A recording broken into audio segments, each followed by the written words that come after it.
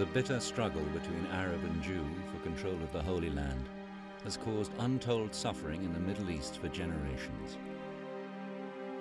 It is often claimed that the crisis originated with Jewish emigration to Palestine and the foundation of the State of Israel. Yet the roots of the conflict are to be found much earlier, in British double-dealing during the First World War. This is a story of intrigue among rival empires, of misguided strategies, and of how conflicting promises to Arab and Jew created a legacy of bloodshed which has determined the fate of the Middle East.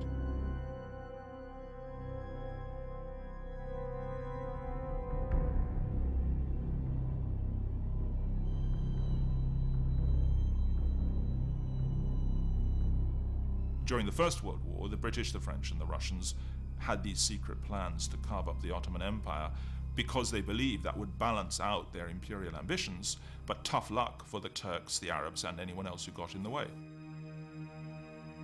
Certainly, all the seeds were planted then, in the sense that it was the British who promised the Arabs independence on the one hand, and a Jewish homeland on the other, and you could not simply reconcile one with the other. The British scattered promises to anyone who might be of some use to them without thinking about the consequences. So British duplicity, British double-dealing went a long way to perpetuate the conflict in Palestine. At the end of the day, when you're fighting a war, you are very liberal in what you're offering in terms of a post-war settlement. And when you get down to the conference table, when the war has ended, and you have to start honouring your agreements, you then have to decide what's in your interest or not. And the British saw the Middle East as a Western flank for their power in India and their power in Asia in general. The story of Britain's involvement in the Middle East and the ensuing struggle between Arab and Jew begins with her colonial past. At the beginning of the 20th century, King Edward VII ruled over a vast empire with interests in every part of the world. India became increasingly important because it was the second pillar of British power in the world. Moving the Indian Army about was extremely important in extending British interests and British influence across the globe. And the Suez Canal was, of course, the quick way to do that. It's very important for the British geopolitical position to ensure the Suez Canal remains safe and secure.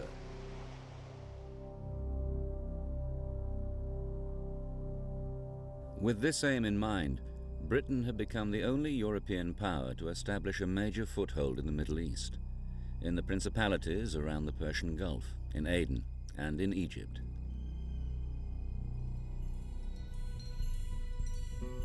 Britain had annexed Egypt from Turkey's Ottoman Empire in 1882, and by the time it was made a protectorate in 1914, Cairo had become the center of British power in the Middle East. The presence of imperial troops in the region was of vital strategic importance, for the Ottoman Empire under Sultan Muhammad V was in alliance with Britain's much-feared rival, Germany.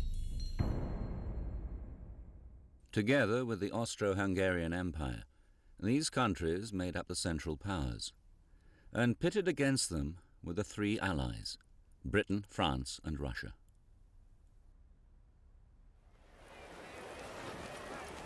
From the Ottoman capital, Constantinople in Turkey, the Sultan ruled over the last of the great Islamic empires. It had been in almost terminal decline for decades. Yet the fate of the Ottoman Empire was to be sealed by the outbreak of the First World War in August 1914.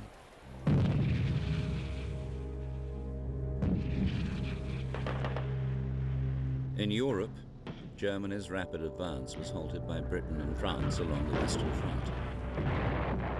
In the east, Russia's war against Germany and Austria-Hungary also reached deadlock. The powerful weapons of the industrial age were killing thousands of men in the trenches of every army. All of the leading powers expected the war to be over within a matter of months. So in that sense, all of them are surprised at the end of 1914, when not merely is the war going on, but it shows every sign of being likely to go on for a very long time.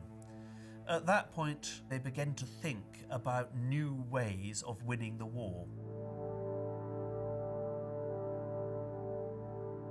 Britain's Prime Minister Asquith felt that with the stalemate in Europe, it was essential to widen the conflict. Together with Foreign Secretary Lord Grey, Minister for War Lord Kitchener, and the First Lord of the Admiralty Winston Churchill, they masterminded a complex strategy to undermine the Central Powers. This was a global war, and the British saw the Middle East very much in a global context. The traditional British preference for sideshows, as people unfavorably call it, the indirect strategy, the way of attacking the soft underbelly, as Churchill called it, of the enemy. And the soft underbelly was seen to be Turkey.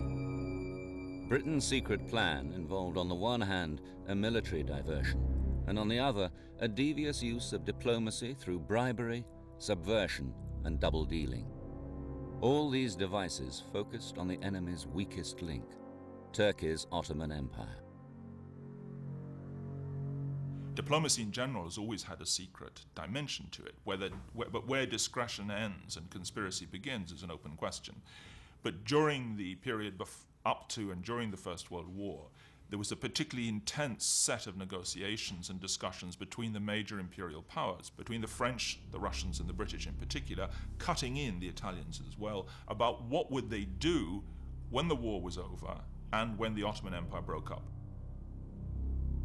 The British government hoped that by striking a deal over the spoils of war, it would strengthen the alliance against the Central Powers. Amongst the Allies, Russia had long sought access to the Mediterranean. In a secret treaty of March 1915, Britain and France offered what was to the Tsar a prize of vital geopolitical importance, Constantinople. It is that key outlet into the wider world and into the Mediterranean. And it is the one thing, of course, the British and the French have been attempting to prevent the Russians from achieving. So this is a complete volte-face. This is the British, the French and the Russians coming to an agreement over something which was, up to this point, almost inconceivable. Italy's King Vittorio Emanuele was another target for bribery. Britain, France and Russia tried to tempt Italy, a pro-German state, to join the Allies. In April 1915, a secret treaty offered Italy a substantial bit of Ottoman real estate in Anatolia. Again, it's another power coming into the equation and being offered territorial advancement which in normal circumstances would have been quite inconceivable. The bribe worked. Italy joined the Allies and declared war on the Central Powers in August 1915. But Britain's strategy to undermine the enemy via the Ottoman Empire also required subversion. By using domestic opposition to weaken, maybe even destroy it, Britain exploited a new movement sweeping through the empire: nationalism. Nationalism in the sense of believing that there are peoples with a clear cultural identity and that these people should have independent. That idea spread to the Middle East as to other parts of the world in the latter part of the 19th century. So you had the beginnings in the Ottoman Empire of a Turkish nationalism. This came to a head when the Young Turks took power in a coup in 1908 and started to impose their language and culture on the Arabs of the empire. But this only reawakened an interest amongst Arabs in their own heritage.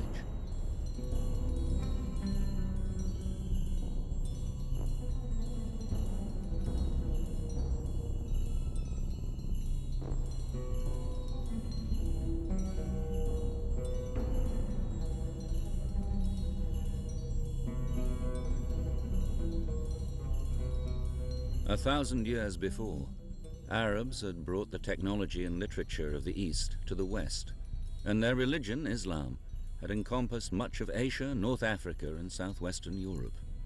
The idea of recovering that historic grandeur had remained in the consciousness of Arab intellectuals. By the start of the First World War, the antagonism between Arab and Turk had increased. The very fact that the Turks were saying, we want to have a unified empire, meant the Arabs said, wait a minute, we're not part of this. So all of this literary and nationalistic revival then took a much more political form, and therefore you got the emergence of Arab nationalism. They had arrived at the conclusion that remaining in the Ottoman Empire was becoming hopeless, that they couldn't actually share power with the Turks. And they began thinking of having their own state. By the summer of 1915, British intelligence confirmed that the Arab nationalist movement was the breakthrough the government was looking for. Britain and her French ally dispatched officers to sound out Arab leaders. Both the French and the British started, you could say, seducing various local Arab leaders that if you side with us, we'll give you your independence. So why don't you leave the Ottomans? And various people were tempted as a result. If they thought they could actually gain independence, why not side with the Europeans against the Ottomans? The idea was to tempt the Arabs into a revolt against their Ottoman overlords and create a diversion which would tie down the Central Powers in the Middle East.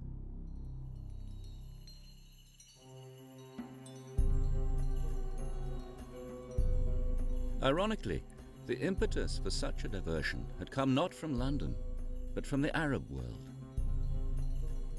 In the Hijaz, in Western Arabia, Sharif Hussein, its ruler, was set on extending his political and geographical domain. He believed he might be able to do it with the help of the British. In turn, the British were impressed by Sharif Hussein's family credentials as custodians of the holy places of Islam. They called themselves Hashemites. They called the family Hashemites because that's the family or the tribe of the Prophet Muhammad. They were the Bani Hashim, the sons of Hashim. So Sharif Hussein was the leader of the Hashemites. He was the person responsible for Mecca and Medina. And although he had worked with the Ottomans before the First World War, once the First World War happened, he saw this was his chance. A chance, too, for the British, who saw support for Sharif Hussein as a way to threaten the Sultan's hold on the Caliphate, the political leadership of the Islamic world. The British, because they were fighting the Ottomans, and the Ottomans were claiming to be the real representatives of Islam, they wanted a counterforce. And the counterforce was represented by Sharif Hussein, being a descendant of the Prophet. But Sharif Hussein was speaking of liberating Arab lands, building a new national state. He wanted to be king of the Arabs, not simply of Arabians. In July 1915, Sharif Hussein smuggled a message to the British High Commissioner in Cairo, Sir Henry McMahon, offering to raise a substantial Arab force against the Ottomans in return for British support for Arab independence. In the ensuing secret correspondence between the two men, Sharif Hussein was given to understand that he could expect British support in achieving some of his ambitions in the event of an Ottoman defeat. This letter of October the 26th, 1915, outlined the main points of the arrangement. The actual document itself is absolutely riven with ambiguity. There's no doubt about that. The question is whether Hussein recognizes that. My sense of Hussein is that he does recognize it. In other words, there is no wool being pulled over his eyes because he's perfectly aware that if he's going to create a modern Arab empire, he's going to need some logistical, economic development, and that can only come from the outside world.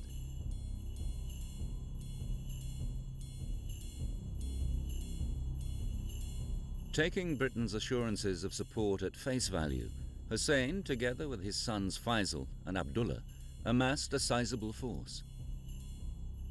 The new army was commanded by the young and charismatic Faisal, who had captured the imagination of the Arab masses in the quest for Arab independence.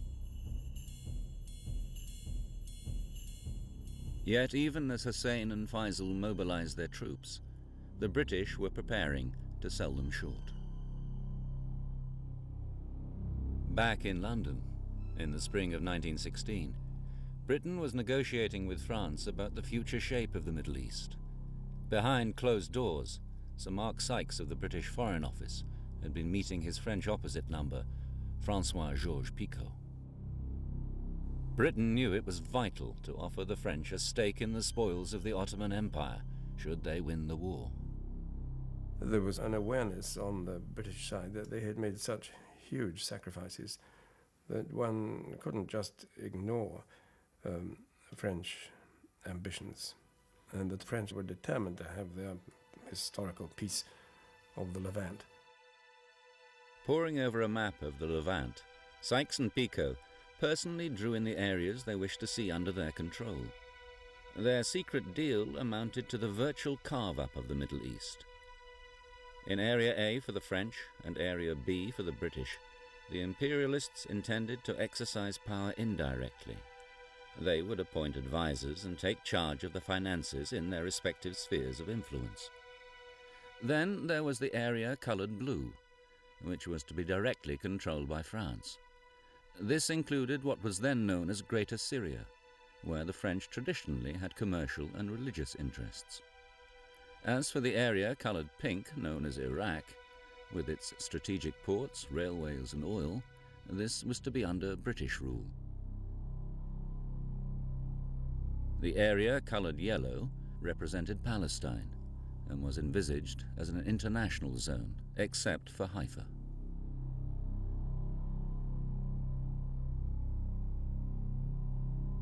What the British wanted was the oil of Iraq, and they concentrated on getting Iraq and getting away from Iraq to the Mediterranean in order to transport this oil. So they got Haifa on the Palestinian coast, and they got most of Iraq.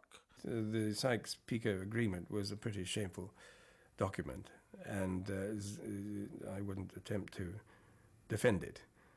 But it was drawn up by people who were sort of operating under the old kind of balance of power considerations in an imperial frame of mind.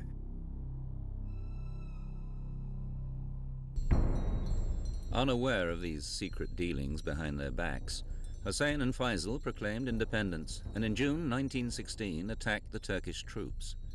The Arab revolt against the Ottomans had begun.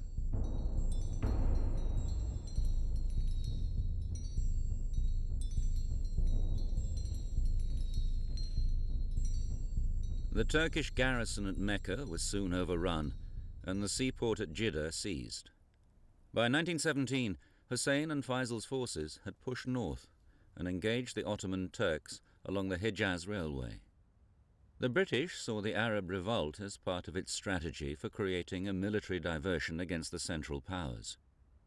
In a pincer movement, Britain had launched a campaign from the southwest to ensure control of the Suez Canal and the Levant. And from the southeast, it was fighting to secure the oil wells of Iraq. All this to attack the Central Powers at their weakest point, the Ottoman Empire. The Arabs hitched their fortunes to the British. They considered themselves to be fighting with the Allies. But at the same time, they were not merged into the British Army, that they continued to act as an independent army called the Northern Army.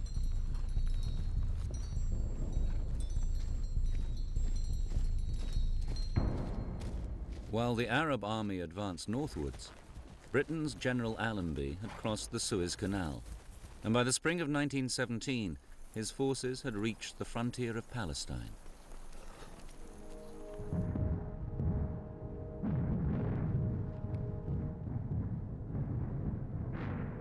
The war in Europe, however, was still not going well for Britain. The attempted push through the German lines at the Somme had produced little territorial gain, and the cost in lives was colossal. In London, there had been a change of leadership. The new Prime Minister, Lloyd George, felt that the Allied war effort needed a fresh impetus.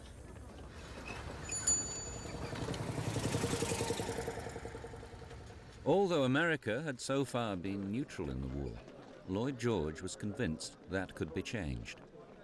He believed there was one powerful group which might influence the American government.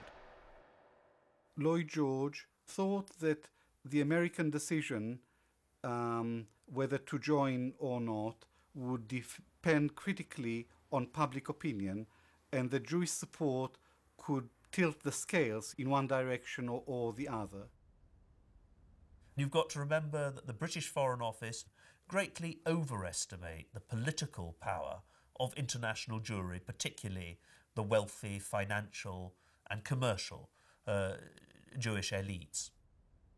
What is extraordinary about this situation is that here you have, particularly the British, seeing the Jewish world as one collective monolithic entity. And in that sense, they start looking at the role of the Jews in the war as being something which might be important. And from the point of view of the Allies, something else quite remarkable, this monolithic collective entity is pro-German. Many Jews in the upper echelons of German society did indeed have close connections to the Kaiser's Foreign Office. A new Jewish nationalist movement, Zionism, had also been able to establish its headquarters in Berlin. Zionism had originated in the 1880s after Theodor Herzl published a book espousing the virtues of a Jewish state. This caused a sensation amongst Jewish intellectuals in Germany, Austria and Russia, who shared Herzl's outrage at the escalation of anti-Jewish sentiments.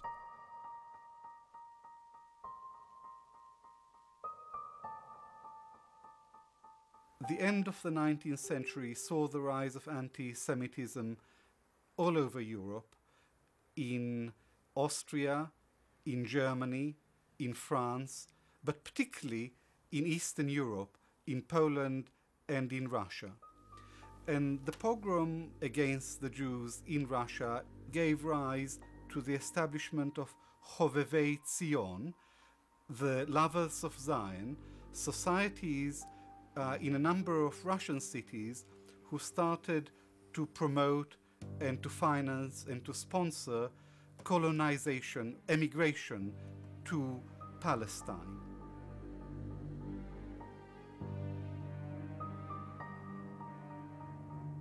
Herzl came to the conclusion that the Jews were not safe anywhere in Europe, and the only solution was for the Jews to have a state of their own over which they could exercise sovereignty and where they would not be a minority.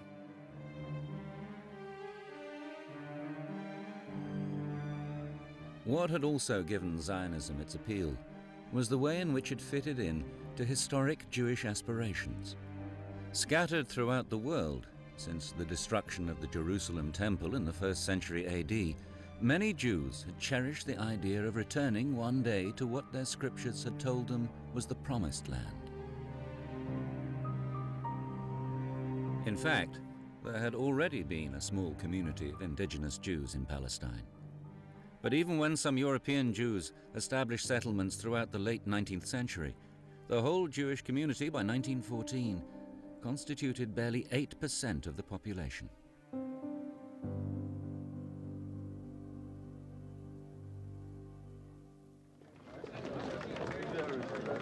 The Zionist leader in Britain, Chaim Weizmann, had been lobbying the government for a guarantee that in the event of an Ottoman defeat, it would support Jewish emigration to Palestine.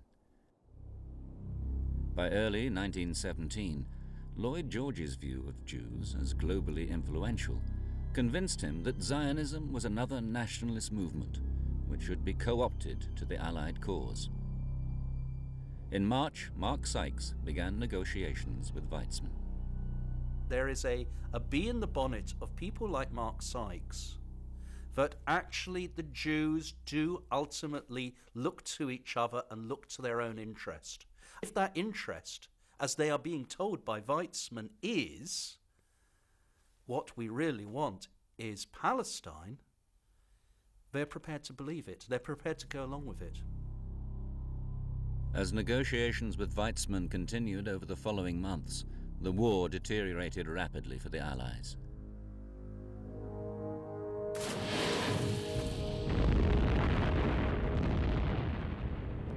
The German submarine campaign was seriously weakening Britain's merchant fleet.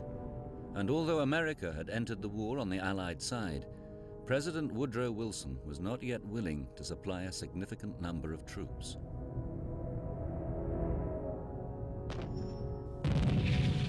Britain's latest attempt to keep up the pressure on the Western Front soon became bogged down in the muddy trenches of Passchendaele.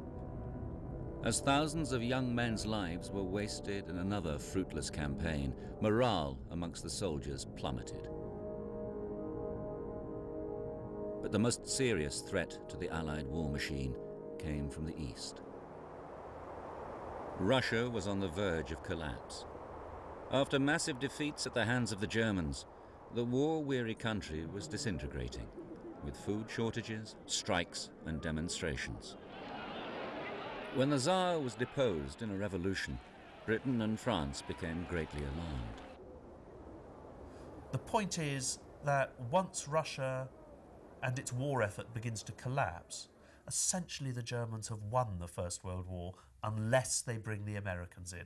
There's no way that the British and the French on their own are ever going to defeat Germany.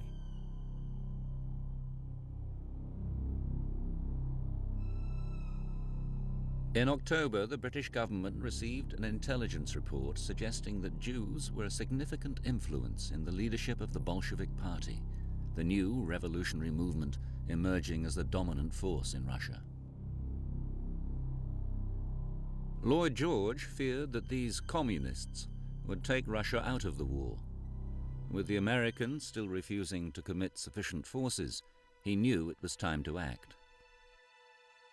He instructed his Foreign Secretary, Arthur Balfour, to issue a pledge to capture the hearts and minds of the Jewish people. His Majesty's government view with favour the establishment in Palestine of a national home for the Jewish people, and will use their best endeavours to facilitate the achievements of this object. The Balfour Declaration was issued on November 2nd, 1917, just as British forces were occupying Palestine. I would say that the Balfour Declaration has to be understood not as an idealistic gesture, but it has to be understood within the framework of British imperial policy. And Lloyd George was the main instigator of that declaration because he believed that it would serve Britain's interests. But this was also the first time that any major European power had given official backing for the Zionist goal of making Palestine into a Jewish homeland. Yet Sharif Hussein had understood that Palestine had been promised as part of his deal for Arab independence. Anticipating Arab outrage at the prospect of a Jewish homeland in a largely Arab province, the Balfour Declaration had also stated that nothing shall be done which may prejudice the civil and religious rights of existing non-Jewish communities in Palestine. The declaration, nonetheless, appeared to indicate British support for Jewish emigration. There were only a mere 80,000 out of some like 700,000 people in Palestine who were Jews. The indigenous inhabitants of Palestine were referred to as non-Jewish inhabitants, and that Palestine was being identified even at that stage as a Jewish land, and all the others had no defined identity. They were simply non-Jewish. The Balfour Declaration was what it says, a declaration. It wasn't a treaty, it wasn't a signed agreement, it was a declaration in support of the establishment of a national home for the Jewish people in Palestine. In fact, the only treaty Britain had signed in regard to Palestine was with the French, the secret Sykes-Picot Agreement. On November the 7th, within a few days of the Balfour Declaration, the Bolsheviks took power in Russia. Lloyd George hoped that it would have the desired effect of appeasing the Jews in the communist leadership. What is it that they supposedly so want, as Jews? Palestine. Now, the whole argument is totally illogical. It's a nonsense argument because these particular people, if one were to think of people like Trotsky or Zinoviev or Yaffe, some of the key Jewish leaders in the Russian Revolution, the November Revolution, these people, of course, are internationalists. There were 15 to 20 Jews in the higher echelons of the Bolshevik party. Most of them were anti-Zionist, and after they came to power, soon after they came to power, they issued a declaration to say that Zionism is a capitalist ploy, a capitalist idea. The wildly inaccurate intelligence report on which Lloyd George based his strategy was to have major implications for Britain. Within weeks, Russia's new leaders did exactly the opposite of what he had expected.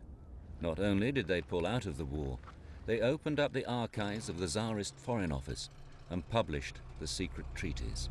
The very treaties Britain had engineered with her allies to carve up the Ottoman Empire, and to which Russia had been privy.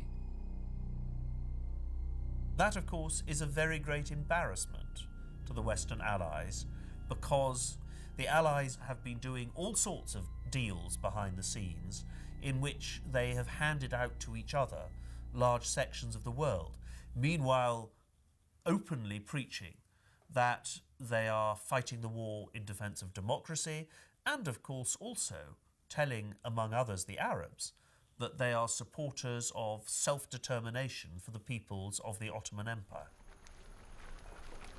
Publication of the secret treaties by the Bolsheviks certainly created enormous suspicion in the Arab world, and this meant that the Sharif Hussein and the others said, wait a minute, what's going on?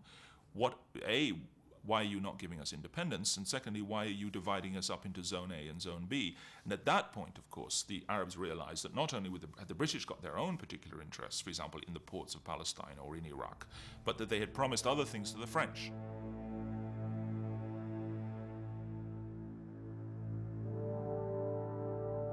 Amid Arab confusion and suspicion, General Allenby entered Jerusalem on foot, together with Sykes, Picot, and a number of other Allied notables. His British-led forces had captured the Holy City in December 1917. The leaders of the Arab revolt, however, were nowhere to be seen.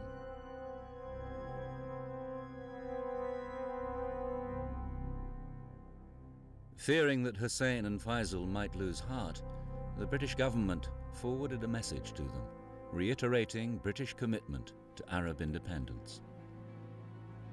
The Arab race shall be given full opportunity of once again forming a nation in the world. This can only be achieved by the Arabs themselves uniting, and Great Britain and her allies will pursue a policy with this ultimate unity in view. Hussein stayed loyal to the Allied cause, still prepared to accept Britain's word on Arab independence, although he spoke of settling accounts after the war.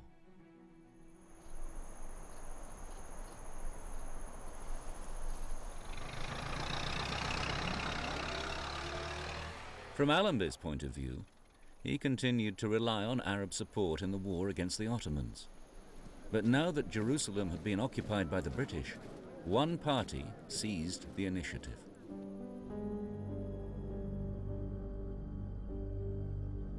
In April 1918, Chaim Weizmann and the International Zionist Commission traveled to Palestine to lay the foundation for a Hebrew university. Their hope was that it would become the intellectual hub of Zionism.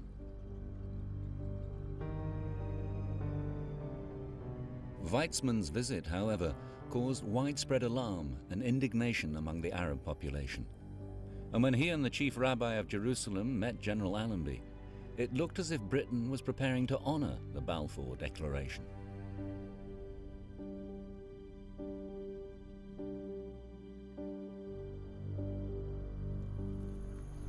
Six months later, Allenby's forces entered Damascus. With their ally, Faisal's Northern Army, They had pushed the Ottoman troops north through Palestine into Syria.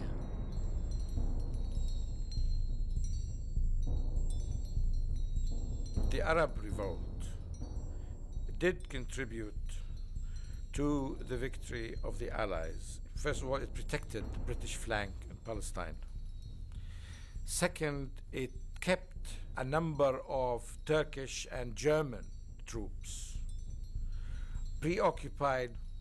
And third, the British could have never legitimized what they were doing unless they had the blessing of a particular Arab force.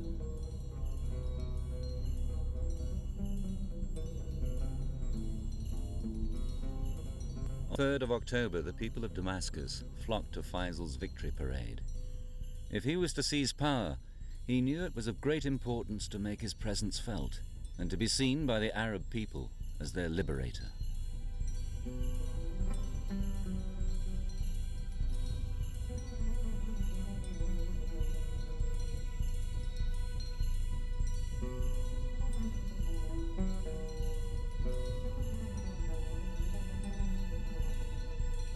Later the same day, however, Faisal met with General Allenby at the Victoria Hotel in Damascus. Allenby warned him that his rule in Syria would be limited. The British, by that time, knew that they were going to hand over Syria to the French, so they couldn't actually accept Faisal as a legitimate ruler. All they could do is to pay him his salary and the expenses of his army and his administration. Undaunted by Allenby's warnings, Faisal assumed the title of governor of Damascus. With the support of his father, Sheriff Hussein, he set about creating a power base for their goal of an independent Arab state. On the 31st of October, the Ottomans were finally defeated. And at 11 o'clock on the 11th of November 1918, the guns fell silent in Europe as the war with the Central Powers came to an end.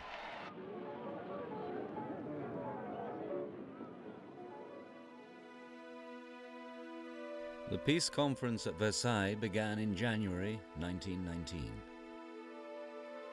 Representatives of the victorious Allies, such as the French Prime Minister Clemenceau and the American President Woodrow Wilson, gathered to sort out what was to be done with the former territories of the defeated empires. Now, the liberal use of promises by the British government had to be prioritized. They did indeed make pledges to the Arabs, but they also made pledges to the Jews, and they also made pledges to the French and the Russians and everybody else. And these people saw the world as an imperial world. Not only did they want to carve out the Middle East, they wanted to carve out Russia. They thought this was the last great moment in which the imperial powers would be able to sit down and grab what was going, particularly since there was no one to stop them. But Britain and her old ally France were up against the American President Woodrow Wilson's vision of a new world order which promoted national self-determination. Once independence had seemed to be a possibility, that this principle of self-determination supported by the Americans was going to be offered to all those who were to be liberated from former empires like the Habsburgs and the Ottomans. What the Palestinians wanted was an independent state. In fact, Faisal had come from Damascus to plead the Arab cause. But the future of Palestine and the Middle East formed part of Britain's pledge to France in the Sykes-Picot carve-up.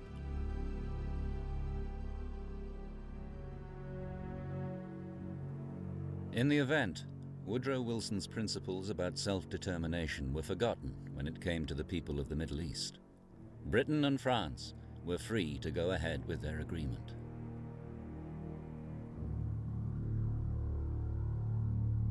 But what of the promises Britain had made to the Jews regarding Palestine? Foreign Secretary Arthur Balfour, in a confidential memo during the Versailles peace talks with America, France, and Italy, wrote, The four great powers are committed to Zionism, and Zionism, be it right or wrong, good or bad, is rooted in age-long traditions, in present needs, in future hopes, of far profounder import than the desires and prejudices of the 700,000 Arabs who now inhabit that ancient land. That might sound like a warm endorsement of Zionism, yet further in the post-war memorandum, Balfour hints at a much more cynical agenda. So far as Palestine is concerned, the powers have made no declaration of policy, which at least in letter, they have not always intended to violate.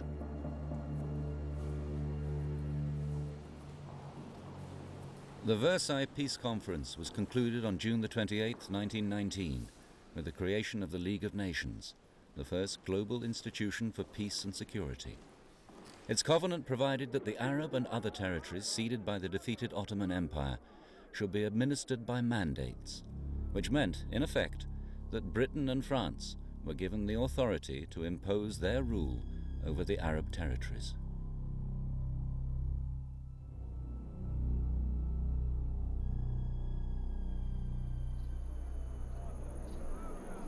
On November the 21st, 1919, François-Georges Picot, the co-architect of the Sykes-Picot Agreement, and the French General Gouraud arrived in Beirut. And so began the imposition of the French mandate for Syria and Lebanon.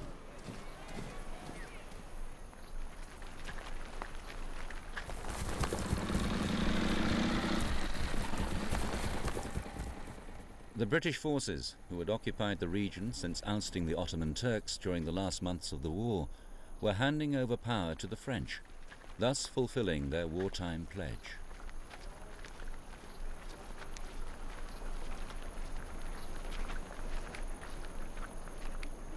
Faisal, who had been the governor of Damascus now for 16 months, had been consolidating his position. When he was proclaimed king by the Syrian National Congress, the French were incensed, and General Gouraud sent in his troops. By August the 7th, 1920, Faisal had been deposed and had to flee to Palestine.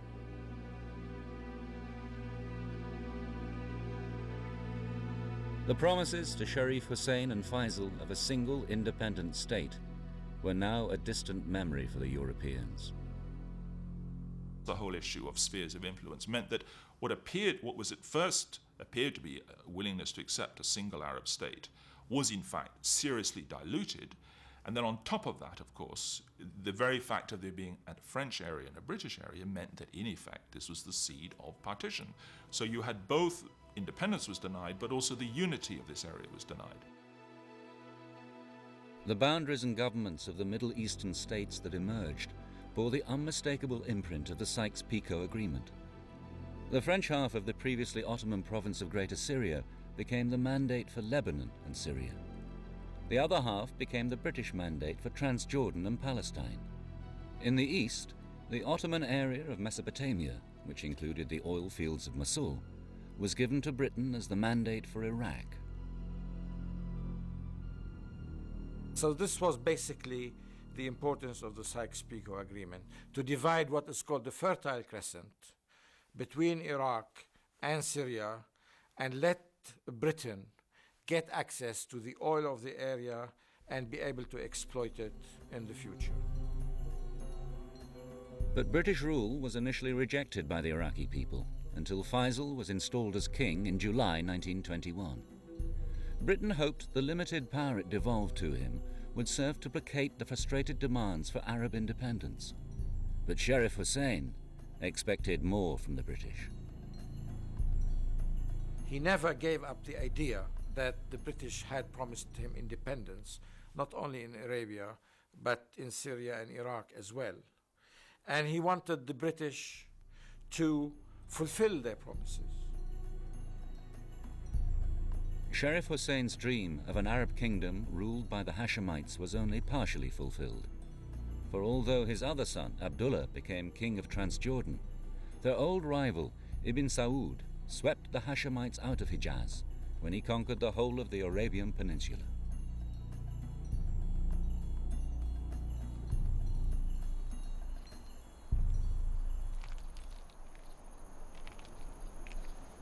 In Jerusalem, an administration was established by the British in the spring of 1920. There were no plans for devolving power in Palestine.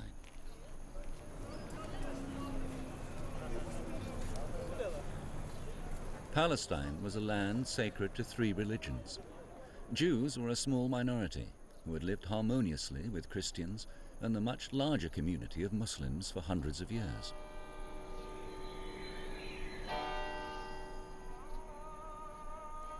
But the Balfour Declaration, promising Jews a homeland in Palestine, had been incorporated into the British mandate at Versailles. Palestine was thus to be opened for new European Jewish immigration.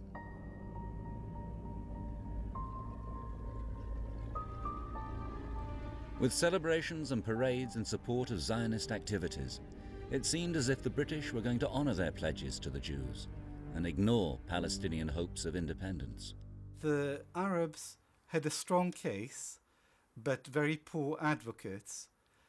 The Zionists had a case. It wasn't as strong as that of the local Arabs, but they had brilliant advocates.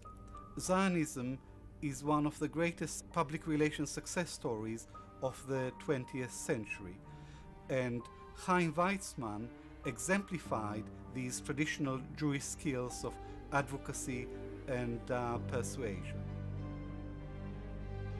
Some of these skills were clearly in evidence when Weizmann and various Zionist groups helped finance land purchases and the building of settlements for immigrant Jews.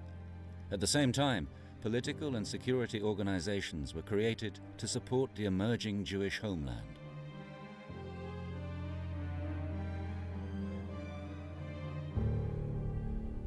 The Arab community in Palestine was incensed.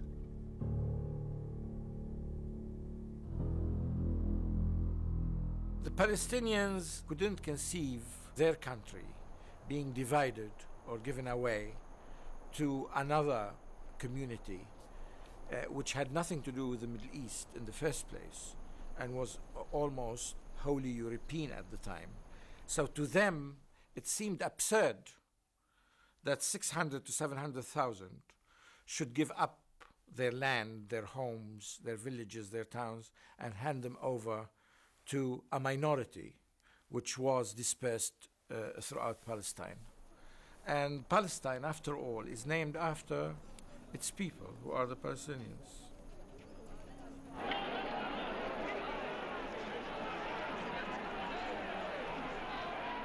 In 1925, Arthur Balfour toured the new Jewish settlements in Palestine.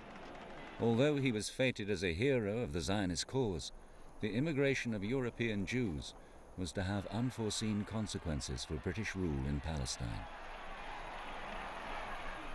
I believe that the Balfour Declaration was one of the most serious mistakes in British imperial history. It committed Britain to support of Jewish nationalism in Palestine after the war, and it did not produce any immediate benefits for Britain.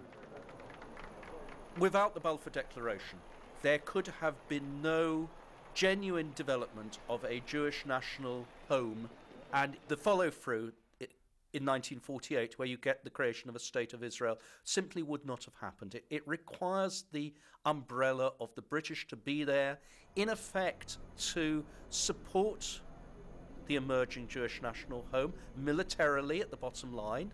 The very fact that there are British troops, British policemen there to protect the Jewish communities is ultimately central to the situation. It could not have been done in any other way.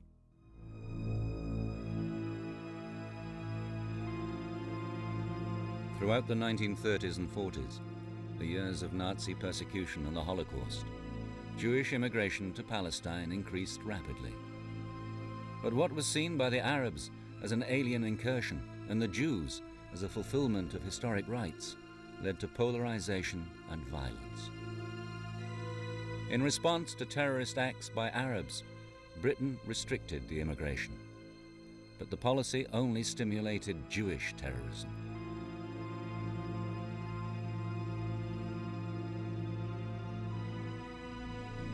Against this background, Britain relinquished its mandate, and the State of Israel was born in 1948.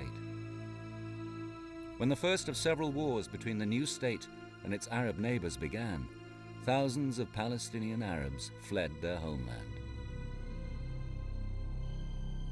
Thus, the strategies employed by Britain to win the First World War inadvertently left a deep divide between Arab and Jew.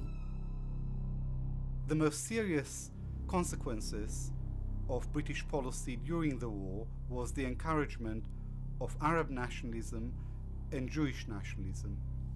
And in the aftermath of the First World War, Britain was left with this legacy of double-dealing and of betrayal, which was to haunt her for a long, long time. Clearly, it played a role in dividing the Arab world into different states, in allowing the establishment of the State of Israel, and in frustrating Arab desires. But if what happened in Sykes-Picot and everything else that happened in the First World War is used as an excuse for the problems of the Middle East now, I think that would be a mistake. But yes, the roots of what we see today certainly arose from the double dealing of the First World War and from the frustrated expectations of that time.